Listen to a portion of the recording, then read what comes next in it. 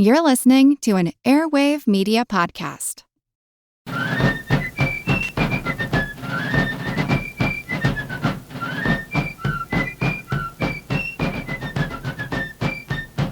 Hello, and thank you for joining the American Revolution. Today, episode 53, Paul Revere Rides. Last week I noted General Gage's receipt of Lord Germain's orders to make more of an effort to suppress the rebellion. Colonists had been training and preparing for armed conflict for nearly a year. Everyone anticipated a deadly encounter. It was just a matter of when, where, and who would fire first. On Easter Sunday, April 16, 1775, Paul Revere rode out to Lexington to warn Hancock and Adams that some raid was imminent. Thanks to Benjamin Church's regular messages, Gage had known for some time that most of the colonial stores were in Concord and Worcester. Now, Worcester was nearly 40 miles away. Soldiers could not march there and back in one day. Concord was only 20 miles away, meaning troops might march out, capture or destroy the munitions, and return in a single day. With that, Gage hoped the militia would not have enough time to react. On Tuesday, April 18th, General Gage received intelligence that the stores in Concord remained there and had not been removed. The Provincial Congress had adjourned until May, meaning defenses there were lower as well. This was the time to strike. Gage also knew from earlier alarms that the necessary element of surprise had been impossible. Riders always seemed to reach their target faster than his soldiers could march. He did not have any significant cavalry for fast-moving actions. To counter this problem, Gage deployed 20 officers and sergeants on horseback on April 18th. Their mission was to stop any riders attempting to alert the countryside to the movement of British troops. Yet this unusual deployment of soldiers in the evening was itself enough to raise a general alarm that something was happening. The Patriots fully expected Gage to try to prevent any alarm, and that he would likely shut down Boston to prevent word reaching the militia outside of town. In Boston, Joseph Warren planned for multiple riders using different routes. He would send one messenger by land across Boston Neck, although Gage would likely shut down Boston Neck at some point. Doing that too early would also set off alarm bells. Therefore, a messenger might pass through the gates before they closed. Another messenger would row across the harbor to Charlestown, where a horse would be waiting. A river crossing had its own dangers since the Navy deployed ships to block any such crossings. A third method of warning was a pre-planned signal from Christ Church, also known as the Old North Church. When troops were leaving town, almost certainly while it was still dark, Patriots would raise a lantern signal in the church tower. One lantern meant the soldiers were marching overland through Boston Neck. 2 lanterns meant they were deploying in longboats across the harbor. A rider in Charlestown, waiting for the signal, would ride out and alert the countryside. To use any of these methods, Warren had to figure out when the British were leaving and what they planned to do. The soldiers would most likely leave at night after nighttime roadblocks prevented any civilians from leaving town. By late afternoon on the 18th, it seemed clear that a deployment would take place that night. Warren went to confer with some of his top-secret intelligence sources. No one knows for certain who this source was. Warren alone knew the identity, knowledge that he carried to his grave. Some stories indicate that Warren's spy was none other than General Gage's wife, Margaret Kemble Gage. Thomas and Margaret Gage had married in 1758 and by all accounts had a close and loving marriage, producing 11 children. Her brother Stephen served as one of Gage's officers. Another brother, Samuel, served as Gage's private secretary. Yet there is some evidence that Margaret, who was born and raised in New Jersey and whose family had lived in the colonies for generations, had some sympathy with the Patriot cause. According to one account, on the afternoon of April 18th, General Gage informed one of his generals, Lord Percy, of his plans to take Concord the next day. Gage made clear that this was top secret, not to be revealed even to his other officers. Walking back from headquarters, Percy heard several men discussing the planned attack and that the target was Concord. Percy immediately returned to Gage to tell him this, at which point Gage became irate. He said he had only shared his plans with one other person so far besides Percy. Now, this story is not in any contemporary records and seemed to have been written years later. Therefore, it may be apocryphal. And even if true, Gage did not say who the other person was. No other officer received any sort of reprimand, and that is why people point the finger at his wife Margaret. As evidence, they point to the fact that he shipped his wife back to London shortly after these events, and that their marriage was strained after he rejoined her in England. But Margaret did not leave Boston until August, 4 months after the fact. And there was good reason for her to leave then, since hunger and disease were spreading through Boston by then. Also, as far as any estrangement, Margaret was about 1 month pregnant when she left, and the couple would have another child after General Gage returned to England. What makes me question this even more is that Warren's message was wrong. He sent his riders to Lexington, saying the British would attempt to capture Hancock, Adams, and possibly other leaders. That was not part of Gage's orders to his commanders. He was after the munitions at Concord. It was only after the army marched that the Patriot leaders decided it was too large a deployment to capture a few men, and that they must be going after the munitions. Warren was still guessing at Gage's ultimate goal, as were just about all the British officers sent out under secret orders. General Gage granted command of the expedition to Lieutenant Colonel Francis Smith, a competent officer, though not particularly outstanding. Neither Gage nor any of his 3 division commanders would participate in the first part of the mission. Smith would lead about 700 men to Concord via Lexington. His goal was to capture or destroy all arms and ammunition in Concord.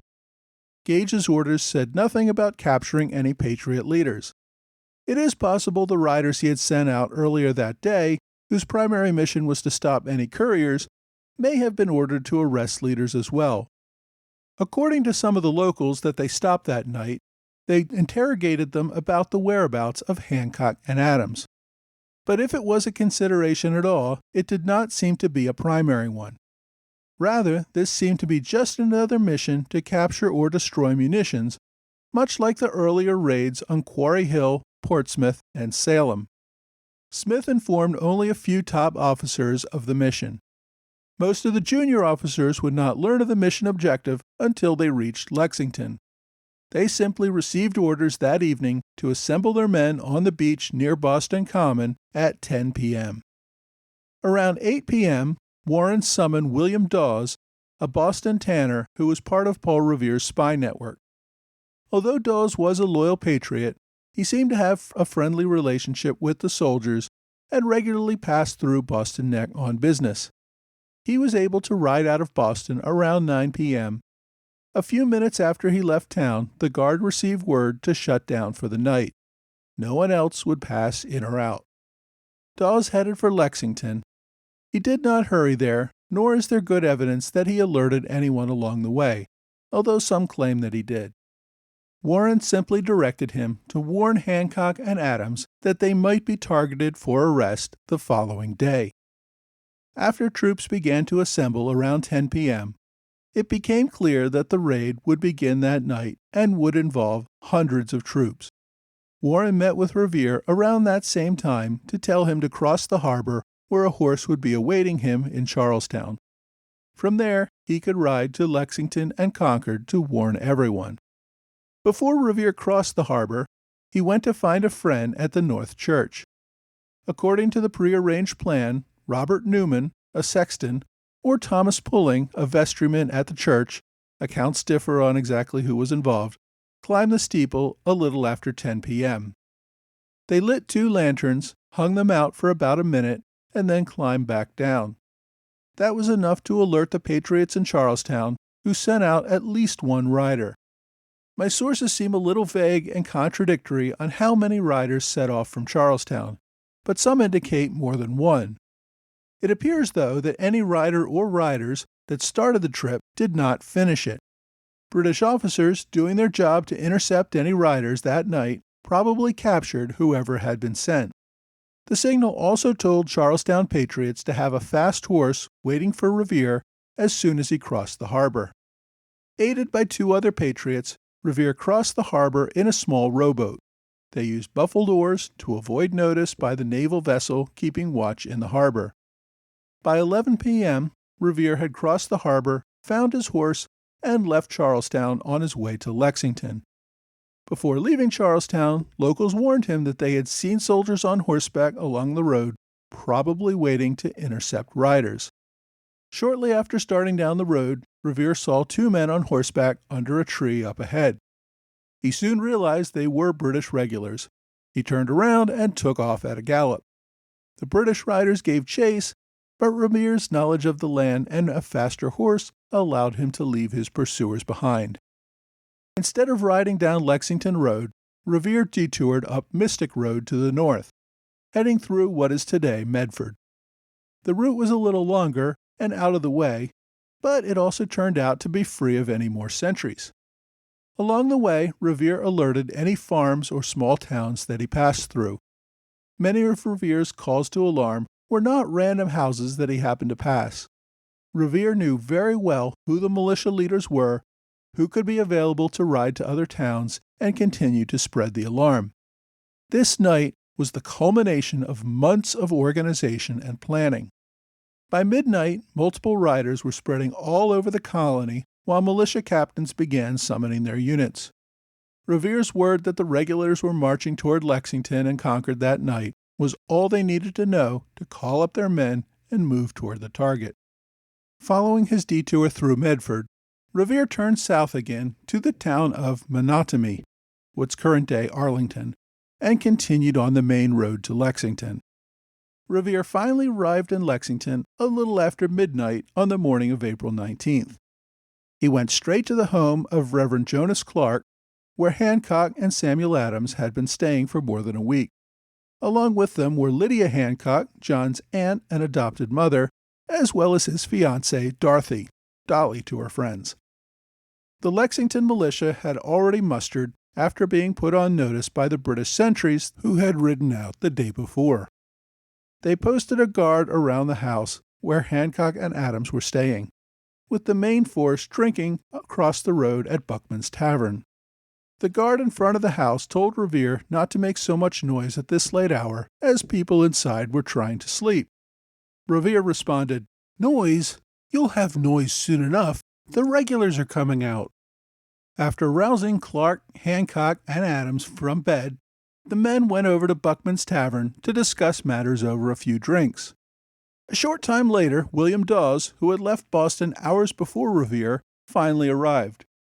He had taken a longer route on a slower horse, resulting in his late arrival. The group decided that such a large force would not be out to arrest just a few leaders. They must be after the munitions at Concord. Hancock wanted to collect his arms and fight with the Lexington militia. But Adams and Revere quickly convinced him that he was too important a target for the regulars and needed to leave town before they arrived. With that, Adams and Hancock prepared to flee to another safe house farther away. The militia was already gathering on Lexington Green. Revere and Dawes continued their ride to Concord to alert the militia there. The 2 men set off around 1:30 a.m. Just after leaving town, they met another rider, Dr. Samuel Prescott, a young man who was returning home to Concord after a late-night visit to his girlfriend. He agreed to join the riders and assist them.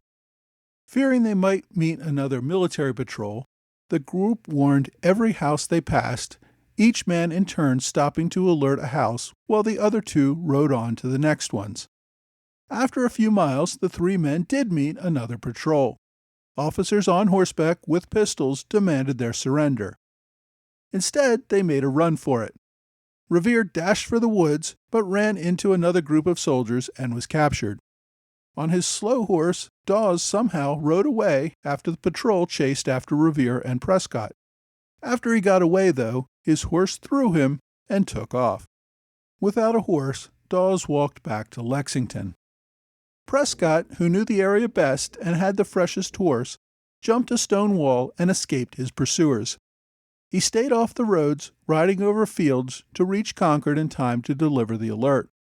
Prescott continued to alert other houses along the way and recruited other riders to spread out across the countryside. He arrived in Concord around 2 a.m., where he used the church bell to alert the militia. He delivered the alarm and then continued on to other towns. Others used prearranged signals, including 3 gunshots or signal fires from the tops of hills to spread the alarm. Revere's ride, though, was over for the night. The angry and tired officers took him into custody and held him along with 4 other riders that the patrol had stopped earlier. The patrol questioned their prisoners, particularly about the whereabouts of Hancock and Adams. While Revere was not going to give up that information, he was happy to tell him his own identity. They already knew the name Revere. Revere also told them about their own mission. Gage had deployed these soldiers the day before with instructions to detain riders, but did not tell them why. Revere informed them of the soldiers deployed under Colonel Smith, who had crossed the harbor to Charlestown and were marching out in their direction. He also told them that the militia was already on high alert and was gathering in Lexington. He may have been trying to discourage the group from returning to Lexington and possibly finding Hancock and Adams still there. The party, however, rode their captors back toward Lexington anyway. Upon approaching Lexington, a little after 2 a.m., the group heard gunfire, most likely militia members discharging their weapons before entering Buckman's Tavern. The sound of gunfire unnerved the British officers. They released their prisoners and rode quickly back to Boston without entering Lexington, though they confiscated Revere's horse, preventing him from spreading further alarm. Revere walked back to Lexington. Around 3 a.m., Revere finally reached Lexington, and he returned to the Clark house, only to find that Hancock and Adams were still there.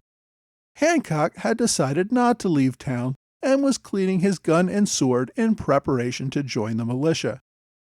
Although he had never seen combat, Hancock had been commander of the Boston militia for decades and considered himself a military man. Adams was still trying to convince him that he needed to leave. Revere weighed in, discussing his own capture only hours ago.